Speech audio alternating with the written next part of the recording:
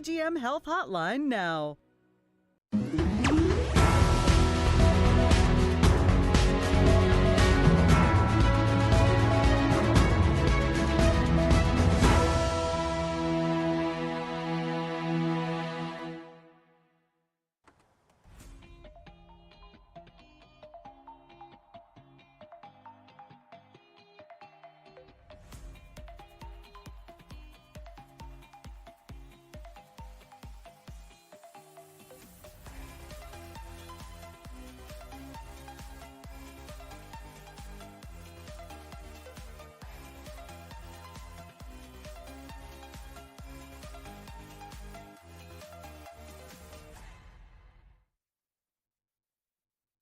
Welcome to another episode of Balancing Acts, the show dedicated to business owners who work hard every day, constantly balancing priorities for their time and money, trying to make a sustainable, profitable business and keep their lives sane. Today, we're going to talk about systemizing your business, how systems can really make a difference in balancing your life and actually growing successfully. We're here with David Jennings today, the author of Systemology. In 2016, David successfully systemized himself out of his business, one of Australia's most trusted digital agencies, Melbourne SEO Services. And through this process, he became a systems devotee, founding System Hub and Systemology. His mission today is to free all business owners worldwide from the daily operations of running their business. Thank you, David, for being with us today. Hey, Linda, an absolute pleasure to be here. And I want to start by talking about that business of you being a serial entrepreneur, multiple businesses. And I'm very interested in hearing about how you actually fired yourself as a CEO. Well, when I left school, I wanted to pretty much get straight to it. I wanted to make the money, and I started trying a whole lot of different business ideas and business opportunities. I got into the stock market education space. I was importing products from China. We opened a rock and roll clothing music store. We had a video production business. And it was that last business, the SEO business, where I probably spent the most time. And that was the one where I got stuck in it for the longest. And I just started building this business that was heavily dependent on me. All of the staff would come to me when there were problems. All of the clients would come to me if they had questions. If anything needed to be fixed, hey, Dave was the guy. He knew how to solve the problems. And that's what I trained everybody to do. And I found over the years, I just got more and more trapped in that business. The staff just became almost trained to operate that way, and it became harder and harder to break away. But it wasn't until we found out we were pregnant and we were going to have our first son, Nathaniel. Didn't know it was going to be a son or that he was going to call Nathaniel when it first happened. I just had this moment of, oh, I don't want to be that dad who's always too busy, doesn't have enough time. I was working very long hours. I was doing the 67-hour work weeks at the time, just trying to keep the business going. And I thought something needs to change. And intuitively, I knew that systems and processes were a huge part of that. And that was because some of my previous businesses, like the rock and roll clothing music store, we did have systems and processes in place. But for whatever reason, I thought, oh, this SEO business is different. But I knew that it wasn't really. I just had these misconceptions around why I couldn't be replaced. And I went on a journey, and I, over the course of 12 months, just focused on this one mission of getting myself out of the day-to-day operations. We started to systemize things. I plugged in one of the team members behind me, Melissa, she took over as the CEO role, and I stepped back and then was able to take about a year off, and it gave me a chance to kind of reevaluate things. But going through that process, there's a lot of trial and error, a lot of pushing up against what I thought was possible for my business and what I thought was possible for me. And then having that real breakthrough, and then getting that time off. That's when I took a step back and said, well, what do I really want to do? And I realized I'd fallen out of love with the digital agency world. and I had this passion for systemization, and that's where I started to lean into. And that's a common story for business owners, right? Multiple businesses and getting somewhat burned out, right, on actually running the day to day. So, I hear what led you to write Systemology, but who did you actually write the book for? Yeah. So it was for and is for business owners. When I was kind of going through my search there to see how I could get myself out of the operations, I'd read a lot of the classic books, the E-Myth, Traction, Scaling Up, Built to Sell, and a lot of them all built the case for why you should systemize your business and put process in place to be able to replace yourself. But I still didn't know how and where do I get started? What are the first few systems?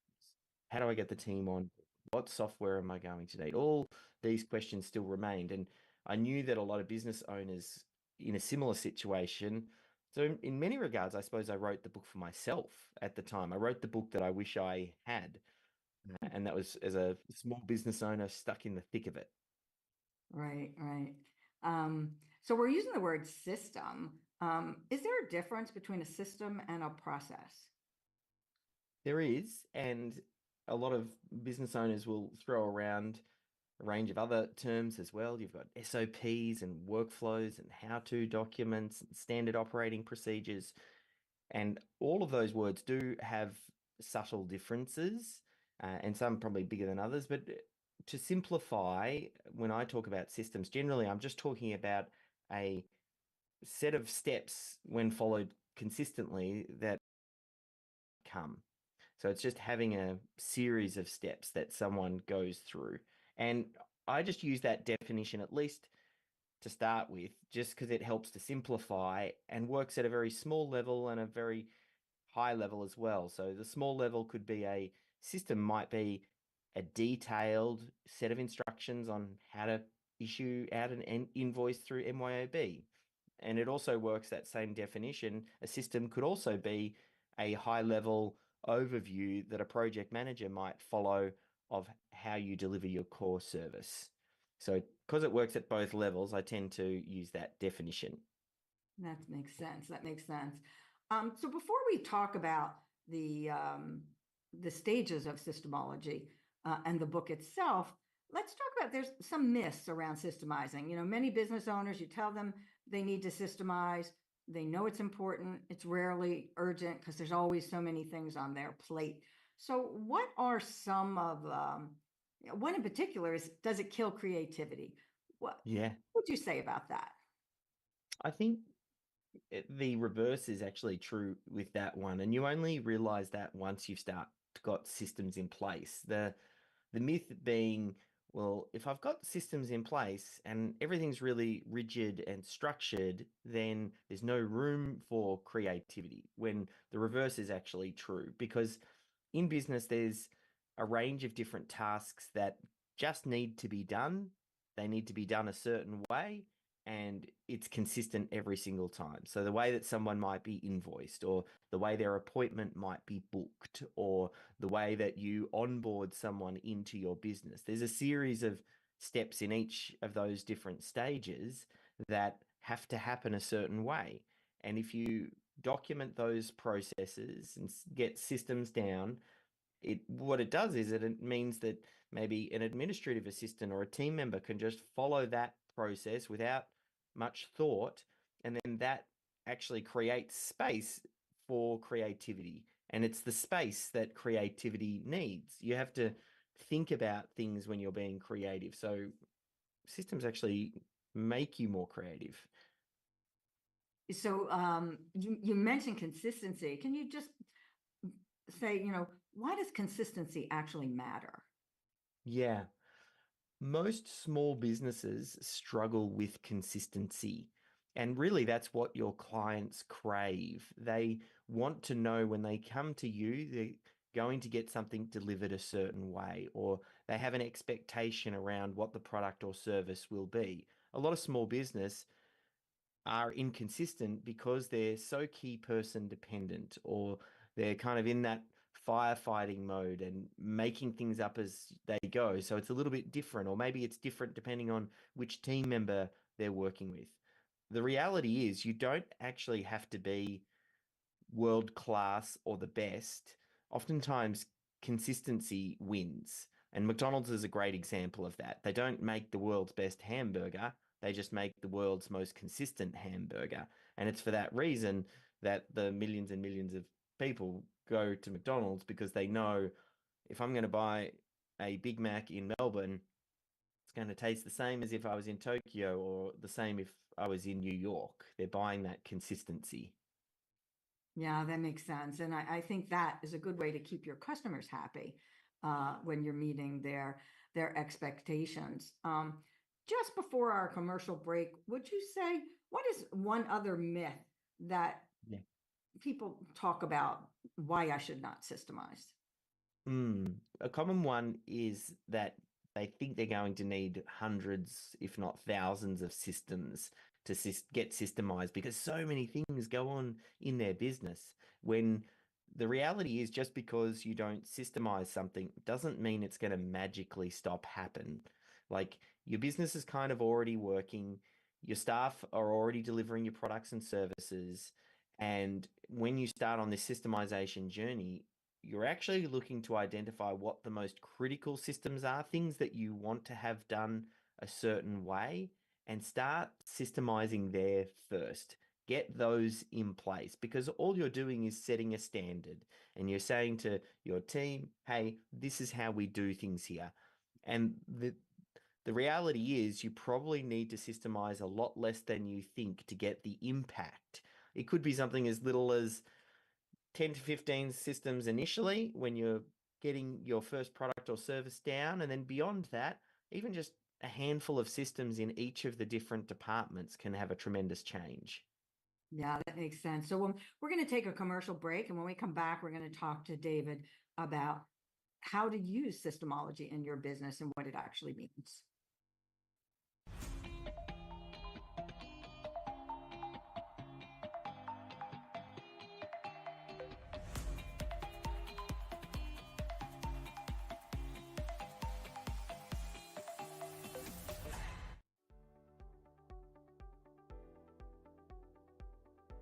Hi, my name is Michelle Merhar. You may remember me from the morning news. I'd like to tell you how getting data and documents into action fast gives you a competitive edge.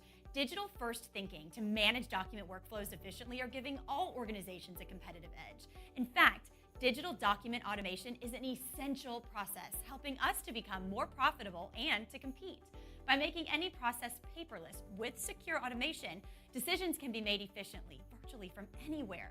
You'll be able to find and share documents securely in seconds. Your staff will be empowered by making optimal use of every office hour. And by the way, the size of your organization doesn't matter.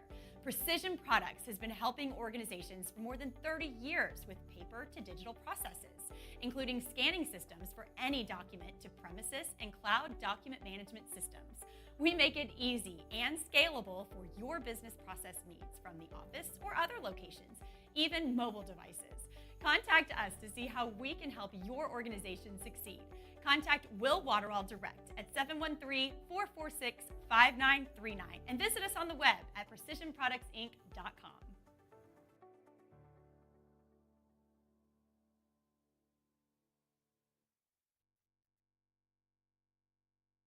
How would you like to go on a 5-star vacation for just $99? We're talking about the quality of a Westgate resort for $99. Not for one night, but for 3 fantastic nights at one of their luxurious destinations across the United States. And you'll even get a free $100 Visa gift card just for making a reservation. We've got some of the choicest destinations that you'll love in the United States that you can choose from for just $99 for a 3-night stay. Take your family, take a special loved one, but get away. Go on vacation with Westgate Resorts. Call now to make a reservation for just $99, and you get a free $100 Visa gift card. Call Westgate right now and book your vacation. Here's the number. Call 877-930-3491. That's 877-930-3491. Again, 877-930-3491.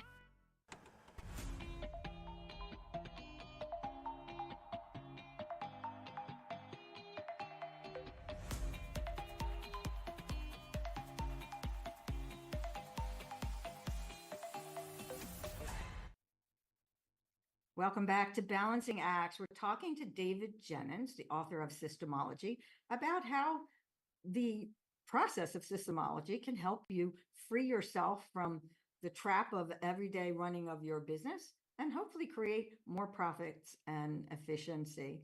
So, David, creating systems is often, it can be really overwhelming to a business owner. They might have a few systems written down. Some say they'll have none. How would we start creating systems, which is actually the first phase of systemology, right? The define phase. That's it. Yeah, it's just a matter of narrowing your focus. You need the first handful of systems that you're going to document and get very clear on.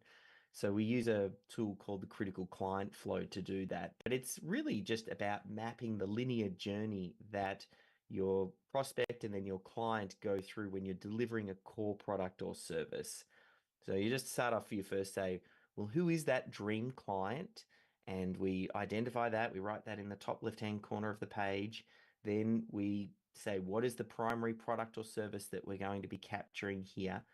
And that whole idea of just because we don't document it doesn't mean it's going to magically stop happening. We just want to get the most probable path, what is most likely to happen. And we capture what we are currently doing. We don't worry about what we would like to be doing. Just what are we currently doing now to deliver this core product or service to this dream client? And we start at the top of the page and we work our way down. How we capture their attention. How do we handle the incoming inquiry? What does the sales process look like? Do we invoice them up front, or maybe we invoice them towards the end of the project? How do we onboard them into your business and collect all the information we need to set up the project smoothly? Then how do we deliver the product or service? And then how do we get them to come back? Now, that first step, it's really about just high level. Like, we only write not more than a few words at each one of those stages to explain it, just so we get a real visual representation of what the most critical systems are. And the reason I say they're the most critical is because that's what is required for the business to make money. Once you can deliver that core product or service, and ultimately once we capture that, document it, remove key person dependency by ensuring that someone else can complete that task, that then means the business can actually make money without the business owner or those other, high value team members being involved in that process. So that's where we start. Sometimes you can even go the step further beyond that. Once you've mapped the critical client flow, you then identify where within that critical client flow is the pain. Is there a particular part of that critical client flow that isn't quite working the way that you would like it to, or that you're actively or subconsciously avoiding because ooh, if I sell 10 new clients in to deliver this product or service, that's going to equal pain for me because now I'm going to have to do a whole bunch of work and I'm already busy. I don't have enough time. And then you might end up sabotaging yourself in the sales process because you secretly don't want to actually sell those people. So if you can uncover in your critical client flow where the pain is or where the bottleneck is, starting there can often be a great place to really free up yourself and the business. I am a certified systemologist and was one of the very first cohort. I was so attracted to your book after hearing you discuss it on a podcast, and actually the critical client flow. As a CPA in my business, I use that. That is such a powerful tool because, as Michael Gerber said in the E-Myth, you want to work on your business, not in it. It enables you to step back and look at that all important client journey. What is those parts of the CCF, we call it, right? The critical client flow are all the steps that are kind of client facing. And then you're able to then look at, when you talk about the pains, what are the indirect operations? What are the things affecting that delivery of your service? And that's from the very beginning, right? When the client first reaches out to you to the end of delivery and hopefully repeat. So that is an amazing tool that I hope everyone will look at after listening to our episode. The next step is assigning it. So you often say that the business owner is the worst person to document their systems. So how do we go about capturing these systems if it's not the business owner? The best thing to think about is who on your team already knows how to complete these tasks that we just identified in the previous step to a great standard.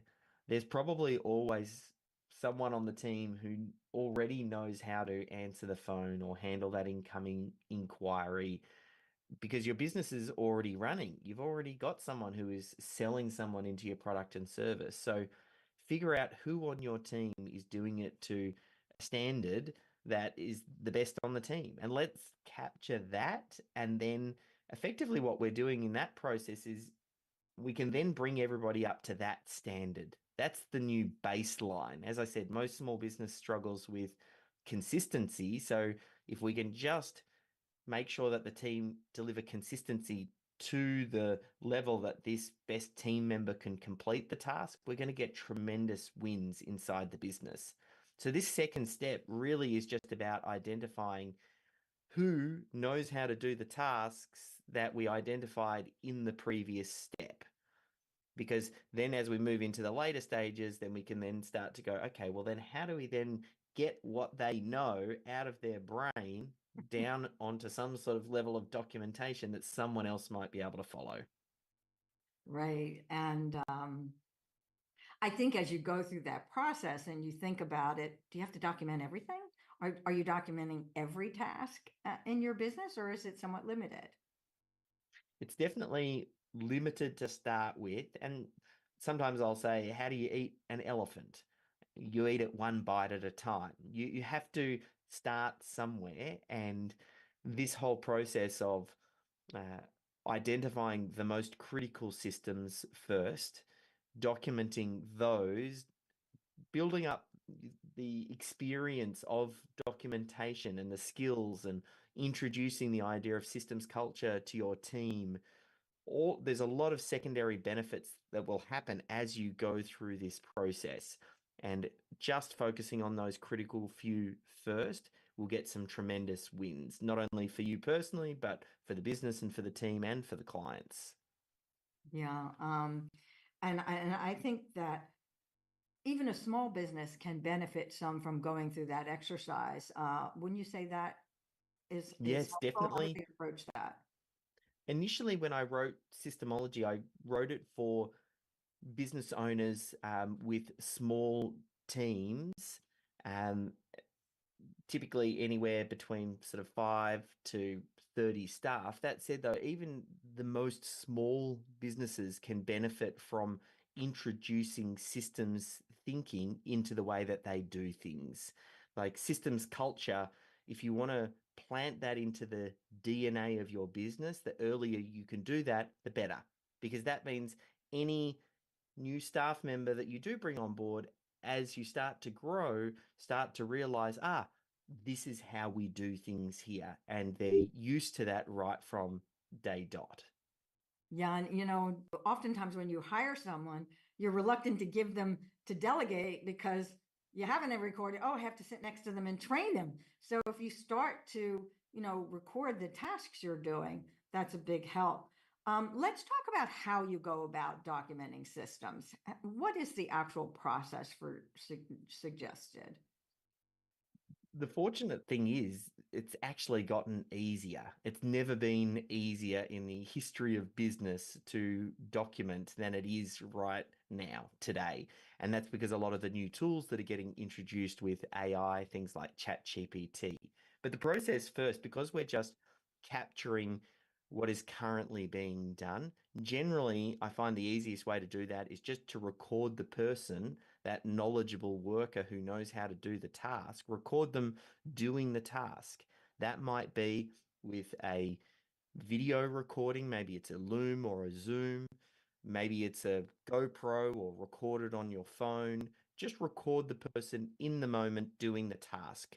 No matter how rough it is, how long or short it is, just capture it, because that's version number 1. And we can always improve from there. We just want to capture something. Then we take that recording, we get it transcribed, and then we feed that transcription into something like ChatGPT, and then we work with that to convert that into a step-by-step how to document a process, an SOP, a procedure, whatever name you want to give it, a system. And once you've got that, that's again just version number 1, and then we can start to tweak and improve it and send it back to the knowledgeable worker and ask them for any improvements. Did we miss a step? Is there something else that we need to add in? And that ends up being the start of it. Yeah, and I think that when you're approaching it from your client journey perspective and what those pains are, it's kind of easier to know where to start. So our next segment after our commercial break, we're going to talk some more about technology, the AI tools, and other ways you can get help getting started.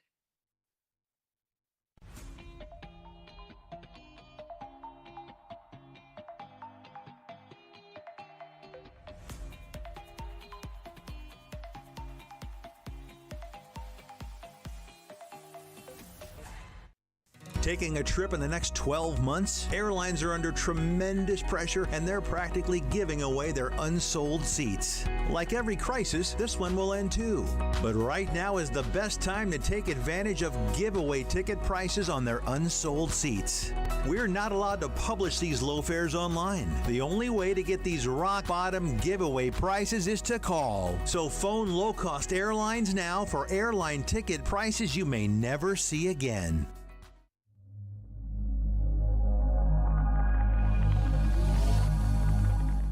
Have you ever had to hire multiple contractors? It is a daunting task that takes a lot of management time and impacts the core business or the company that time you spend with your loved ones. At Texas Home Property Solutions, you can count on a responsible company that can tackle all your general contractor needs. Electricity, painting, remodeling, plumbing, air conditioning, and roofing. Hire us and forget it. With over 20 years of experience, Texas Home Property Solution will deliver your project on time and within budget, with the high level of quality and integrity, no matter the size or complexity. If you are a company, a government institution, or an individual who needs a general contractor, you need Texas Home Property Solution. Take a decisive step and call us today for a free consultation.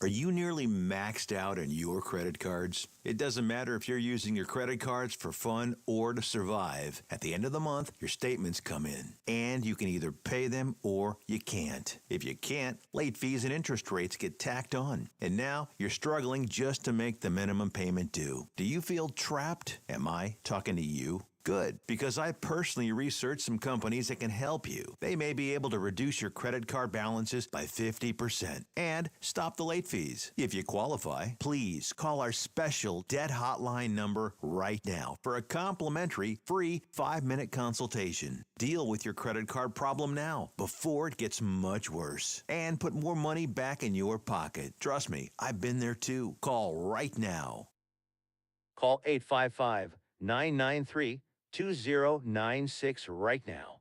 That's 855-993-2096.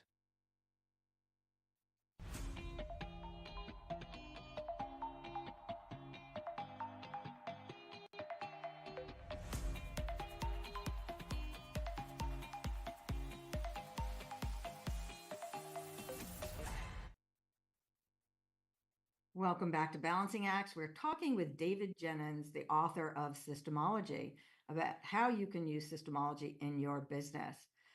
David, we have been talking a lot recently about a systems champion.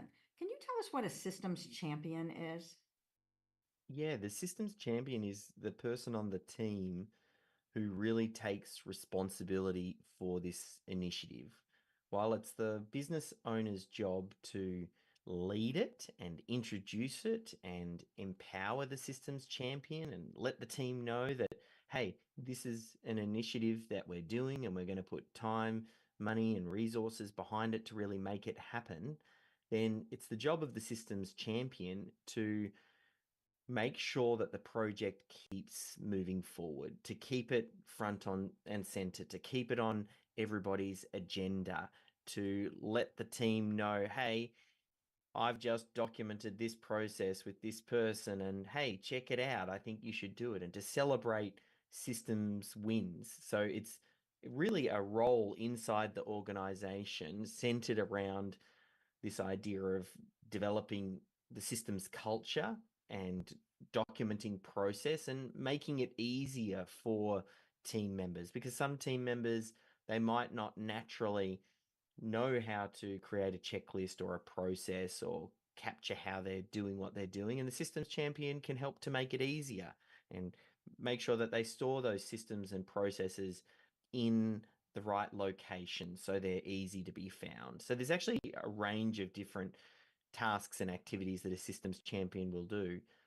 But I find it's such a critical role because the business owner is really busy, as are most of their really great team members as well. And one of our earlier segments, we talked about the idea that systems are important, but they're very rarely urgent. So it's easy for it to just sit on someone's to-do list and they never get to it. So the job of the systems champion is to make sure that, yes, we get to it. Yes, we get it done day in and day out. We're moving closer to the goal. Systems are urgent and not urgent until they are. Like you bring in this That's right. big client and suddenly it's, oh no, how are we going to, upscale to be able to our operations to be able to do this? So the systems champion fits in with the kind of the extraction phase of systemology.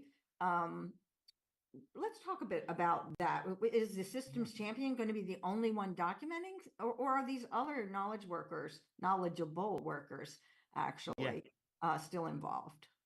Yeah, so the systems champion, especially when someone's new to documentation, can meet with those knowledgeable team members, record them doing the task. They can be the person who does the first version of the documentation.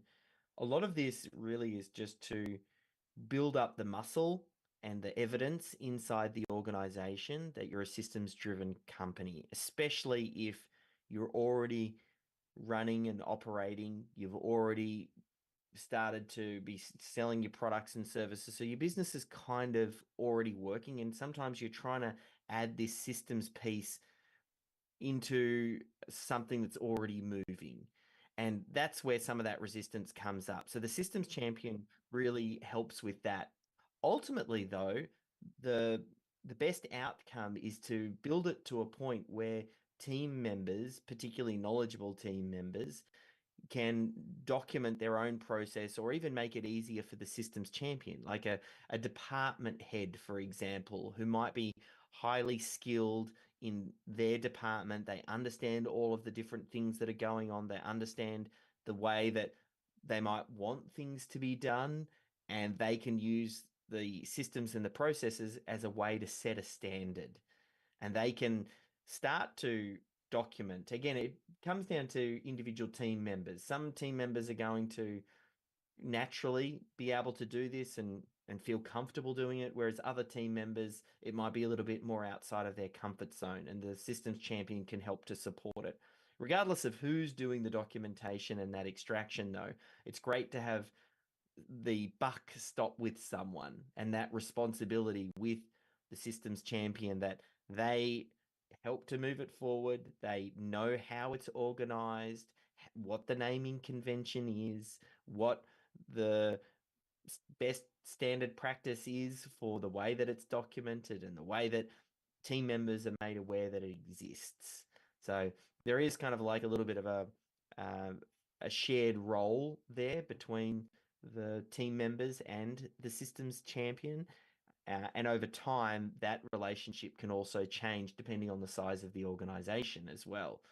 There are times where you might build out multiple different team members in the systems department. So maybe you've got a systems champion who almost acts as like a department head, and you might have some documenters and other team members that sit underneath that particular person, again, depending on the size of the organization. Yeah, and we're talking about documenting, and there was a time before we used Zoom and all these recordings where you would hire someone and sit next to them and say, okay, this is how I prepare an invoice. This is how I prepare a proposal. This is how I have a phone call with a sales prospect. The point is that it's pretty easy, right? Documenting means recording yourself actually the task, right? And so does that mean that the systems champion has to be trained to fill this role? How do you actually go about finding a systems champion to actually help your team get these documentation done? Yeah, I have found over the years, like there's a spectrum of systems champions. Some can be at one end where maybe they're less skilled and often lower cost. In that scenario, they're going to require more oversight and direction, typically from the business owner or whoever the most skilled person is on the team. At the other end of the spectrum, you might have a highly skilled individual who has done lots of process documentation and rolled out this initiative in organizations, might be trained in multiple different disciplines. Generally, that higher skilled person will also require a larger investment, but they'll require less oversight and direction. So you've got these two ends of the extreme, and where you land oftentimes will depend on your objectives. How quickly do you want to move? What level of investment do you have? How quickly do you want to get this in place for your organization? And that'll give you an idea on where in that spectrum you land. For a lot of businesses, though, oftentimes one of the best places to get started is to find it's the junior lawyer, the junior mechanic, the junior accountant, the junior, it's the person in the organization who knows how to do the technical work. Maybe they've gone to university to learn that. They're new in the organization. They're hungry, they're curious, they're ready to learn. They understand the doing of the work, but they don't understand all the pieces necessarily uh, required for a business to deliver that work. As in, they don't understand what happens in finance, or maybe they don't understand all of marketing or some of these other areas. So they make fantastic systems champions with a little bit of direction. Give them a copy of the systemology book and point them in the right direction. They might even work alongside. We have some skilled professionals like yourself as a systemologist, and that systemologist can help to guide that person. The good thing about going around that approach and training that apprentice up, that systems champion in your organization, is you start to build up the capability internally. And it's someone inside your organization that you work with, that is employed by you, that has really great visibility into the organization and can keep this initiative going forward. But I often find that's typically where I'll suggest someone starts. So can you give us a quick example of a case where a systems champion, I know you have many success stories and interviews with them on YouTube. Give us an example of how it helped a business. Yeah. So one just recently that I interviewed was a gentleman called Ryan Stannard, and he owns a building business out of Adelaide. They do about a $15 million turnover building residential homes. And Ryan, pre having sort of systems and processes in place, very much was the business. He was on the tools, doing the jobs, business very much centered around him. Over the years, as he's rolled out systems culture, in the early days, his daughter wanted to work in the business with him as an interior designer. So she was in the business for about 4 months, and she was getting schooled underneath the lead interior designer, who, after about 4 months, ended up resigning. And Ryan noticed that his daughter, Erin, was really astute with the way that she would ask that lead interior designer, what was she doing? How was she how was she doing what she was doing? And she documented it and created first version of a lot of processes just in the little interior design section.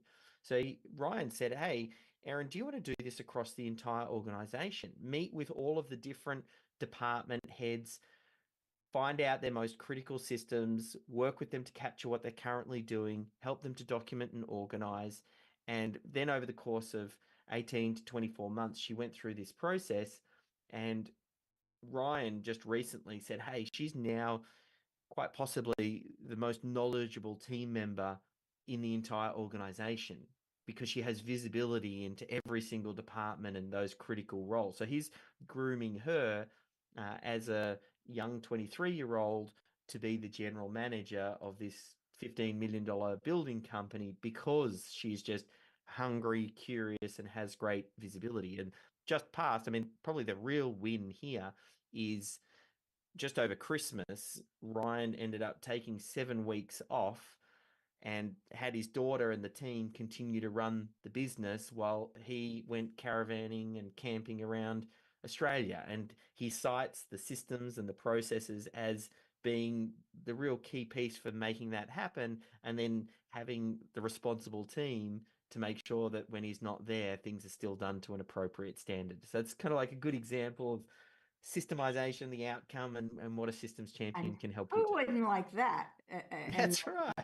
We're going to take a commercial break, and then we're going to come back and talk about technology and software and how it can help.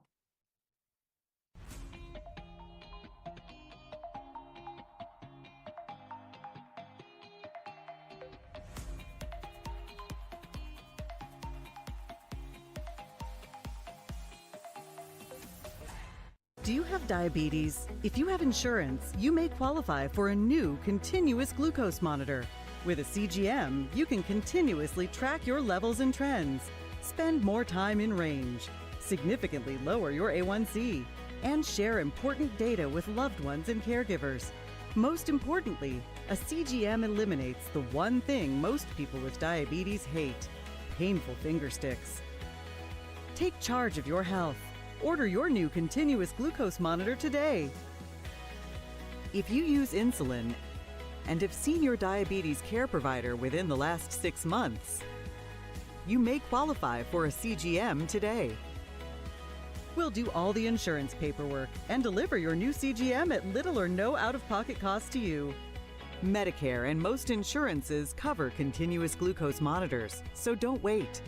Have your insurance handy and call the CGM Health Hotline now.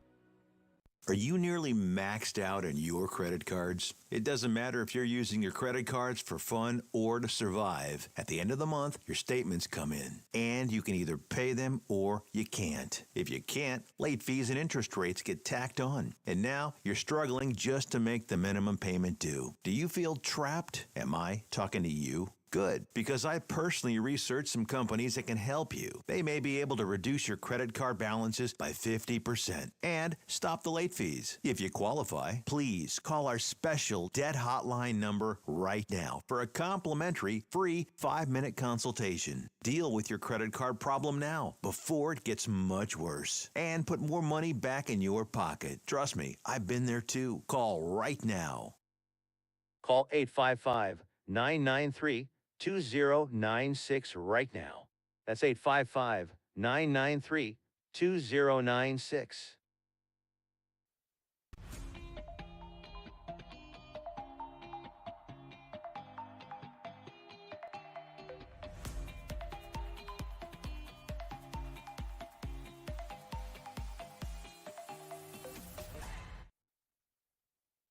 Welcome back to Balancing Acts. We're talking with David Jennings about his book, Systemology. And now we want to talk about technology and software and how it can help you more efficiently capture the systems in your business. But the word technology, software can have different meanings. Today we have AI, we have lots of software applications from accounting software. Many business owners I talk with say they purchased a piece of software and they thought it was going to solve all their problems, and it didn't, or it made things worse. So can you share some advice around using software? Does software come first or not when it comes to capturing your systems? Mm-mm. I often think you want to keep things as simple as possible. As a small business owner, it's easy to get overwhelmed with what's possible or chase the latest shiny object with a new tool or piece of software that claims to solve every problem in your business, when oftentimes the simplest solutions are best, because that gives you a chance to really get clear on how you do things, what are the problems that maybe this tool is trying to solve for you. So I think that's probably my first piece of advice, to keep it really simple. And there are going to be software tools that you will need in your organization. You're probably going to need something which helps you for budgeting and your finance and invoicing. You're going to need tools perhaps to manage your clients, like some sort of customer relationship management type software. And you might also need a tool to run your projects as well, or organize those jobs. And there's another piece of software that we talk about, which is around managing your organization when it comes to documented systems and processes. SOP management software is important because of how valuable systems and processes are. One of the most important assets in your business are those documented processes, how you do what it is that you do, how you set that standard for your team. So you just need a place on where that's organized and stored. So they're kind of like some of the key software. Again, every business is a little bit different. You will have some more software, but I kind of feel like there's some essential ones depending on your size. And then you probably want to lean into those additional ones that solve pain points that you have. So again, you're just getting very clear on what is the purpose of the software that you're adding to your business. Right. And I think, when you talk about pain points, you want to make sure that the software is intended to solve pain points, that it's not creating new ones. And that might mean you need to invest in training as well, and understand your business. But when it comes to systemology, we've been talking about extracting systems from your head. Basically, all this, I'm an exit planning coach as well. And I often say, why should you use a system? Why should you document your system so your valuable IP doesn't walk out the door of your company in the heads of your employees or your key employees? So now that we have these extractions, these recordings, what do we do with them? Yeah. What is the next step?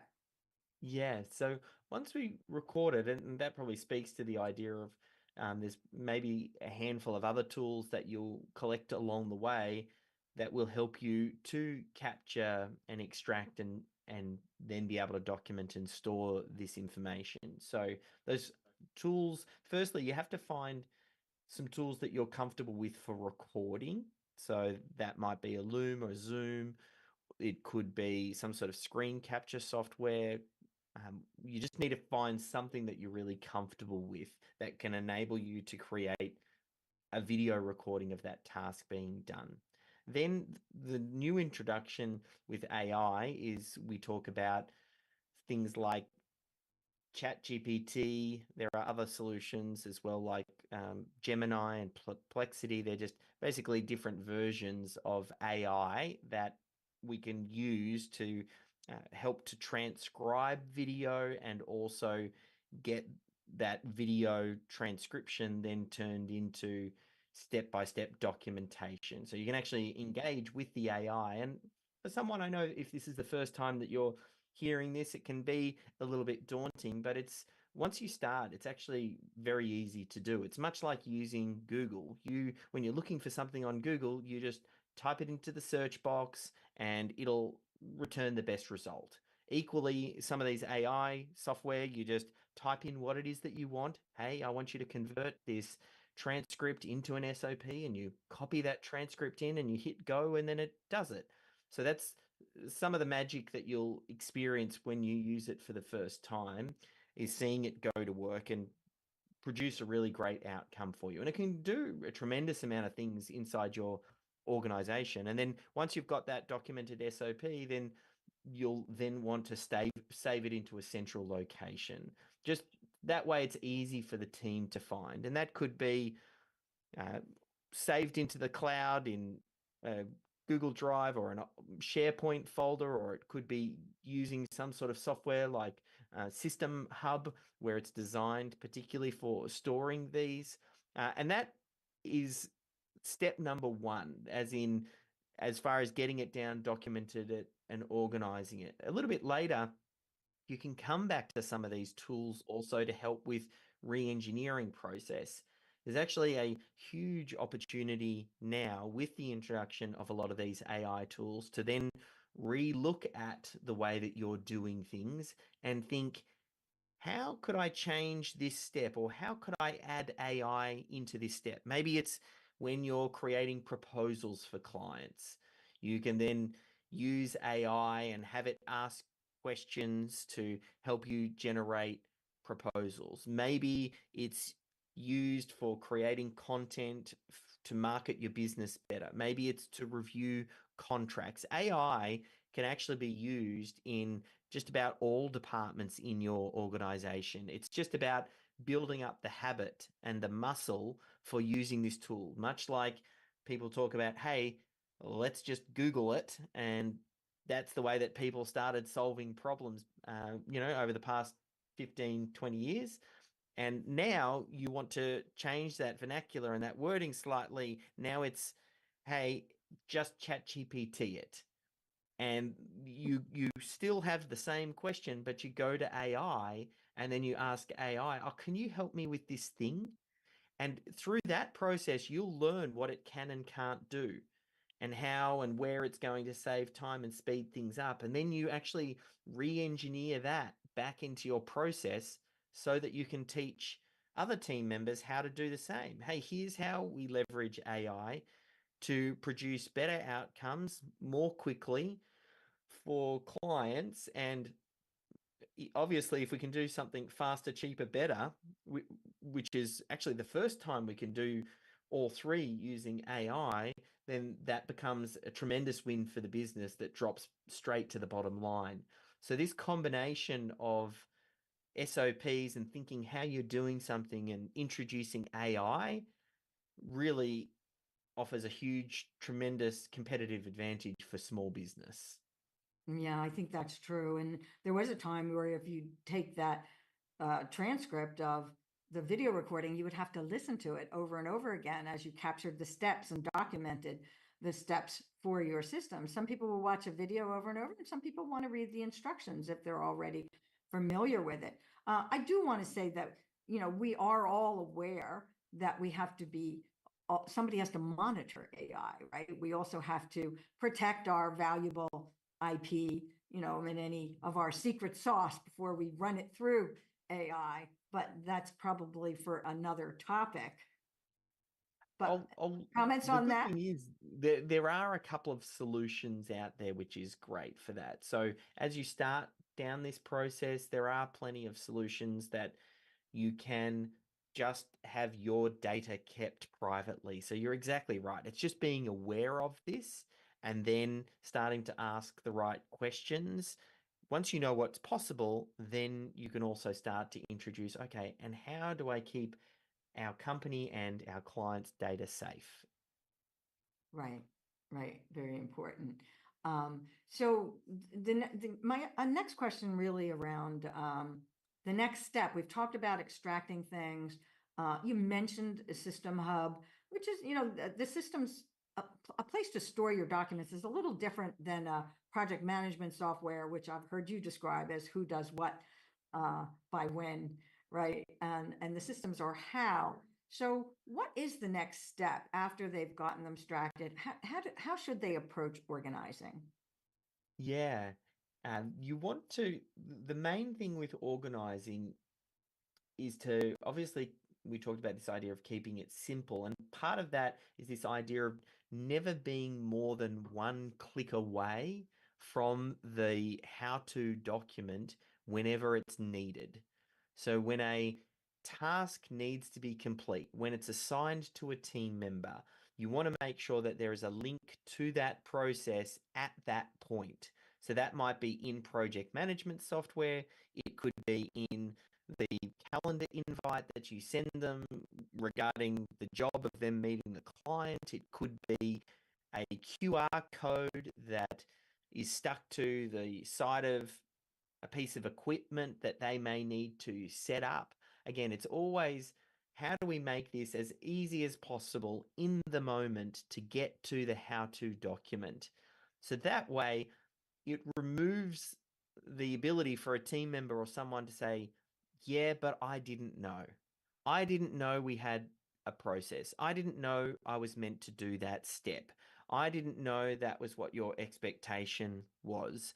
We want to just make it so obvious that, hey, we've got a process. This is how we do things here, and it's really easy for you to get to.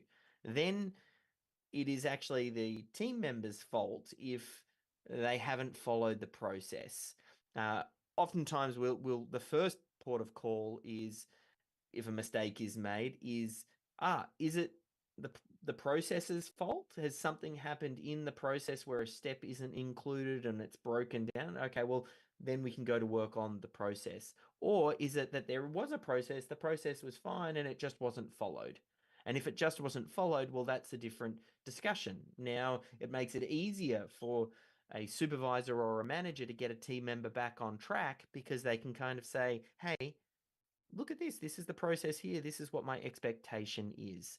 So that's a real key piece. Whenever I think about organize, it's about how can team members quickly find those systems and processes in the moment in which they need it. That's really the key piece about that. Now, we also tick a lot of other boxes in this process. I know you being an exit planner, you know how systems and processes add value to a business, particularly on exit, because it helps to reduce the risk for the potential acquirer because, well, it's captured how things are done, which means it's easier to have team members step in and complete those tasks. So in this same organized step, we are ticking that box by having all of our knowledge centrally stored and organized. You're actually adding tremendous value to your business. That's a great place, I think, to end our talk together. How can people find more information? You have so many resources about Systemology, about System Hub. Where can we find more? Best place to go is to head over to systemology.com or head over to Amazon and just search for the book Systemology. That is a great place to start with the book. It outlines the methodology, has lots of links, will point you in the right direction and get you started. Thank you. And so I am a certified systemologist. I love the systemology framework. There's many books out there, but systemology is the one that is the system for creating systems. The critical client flow is a very powerful tool. I hope you will all take a look at that and I think get yourself on the path to taking that 7-week vacation because your business has gotten you out of the day-to-day operations. I hope you'll join us next week at the same time for another episode of Balancing Acts. This has been a NowMedia Networks feature presentation. All rights reserved. How would you like to go on a 5-star vacation for just $99? We're talking about the quality of a Westgate resort for $99. Not for one night, but for 3 fantastic nights at one of their luxurious destinations across the United States. And you'll even get a free $100 Visa gift card just for making a reservation. We've got some of the choicest destinations that you'll love in the United States that you can choose from for just $99 for a 3-night stay. stay. Take your family, take a special loved one, but get away. Go on vacation with Westgate Resorts. Call now to make a reservation for just $99, and you get a free